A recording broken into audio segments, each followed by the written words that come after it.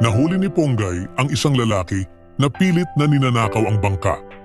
Mabilis niya itong pinagsabihan, ngunit bigla siyang sinita ng ilang tao sa paligid.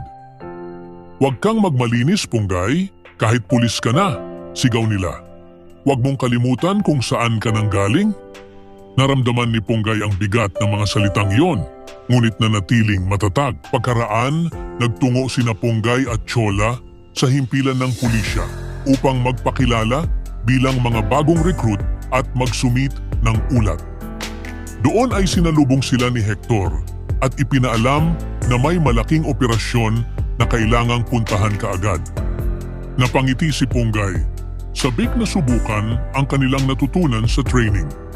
At buo ang loob na patunayan ang sarili sa harap. Samantala, napapalibutan na ng mga gerero ang labas ng mansyon ng Montenegro. Ipinahayag ni Miguelito na oras na upang tapusin at ubusin ang kanilang mga kalaban. Kaagad ding inutusan ni Rigor ang mga kapwa-pulis na maghanda dahil malaki ang kaguluhang mangyayari. Mabigat ang boses ni Rigor nang sumigaw, "Lumabas kayo, Montenegro, o papasukin namin kayo ng sapilitan." Ngunit hindi umatras si Tanggol. Buo ang loob niyang sumagot. Hinamon si Rigor na pumasok. Sunod-sunod ang putok ng baril nang salubungin ni Tanggol ang mga pulis.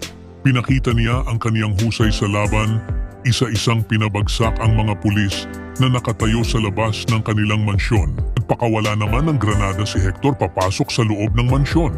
Agad nataranta si Divina at pinakiusapan ng lahat na lumikas. "Hindi natin kaya ang dami nila. Mamamatay tayo rito." Nanginginig ang kaniyang tinig. Ngunit tumutol si Tanggol. Mariin niyang sinabi na hindi niya hahayaang mamatay ang kaniyang pamilya sa loob. Matapang siyang nakipagsagupaan at patuloy na nakipagbarilan sa mga pulis. Desidido si Tanggol. Iaalay niya ang sariling buhay kung kinakailangan, basta't mailigtas ang kanyang mga mahal sa buhay.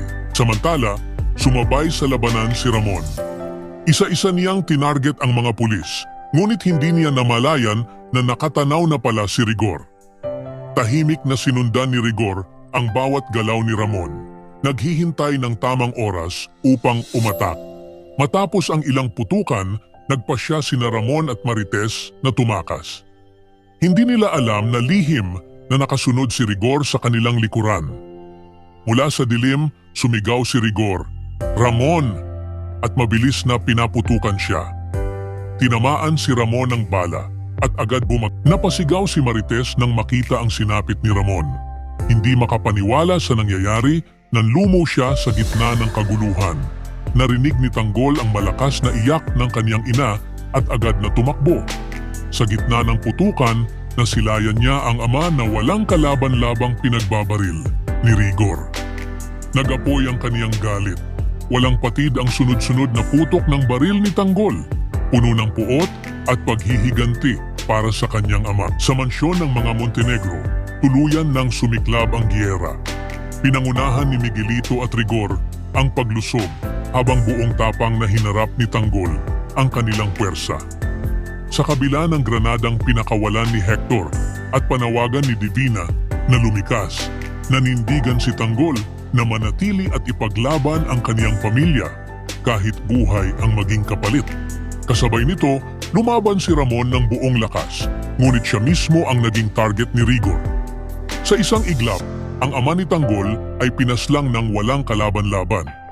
Ang pagbaril kay Ramon ang nag-udyok ng matinding galit at paghihiganti kay Tanggol, na walang takot at walang patid ang pagpapaputok laban sa mga puwersang sumalakay.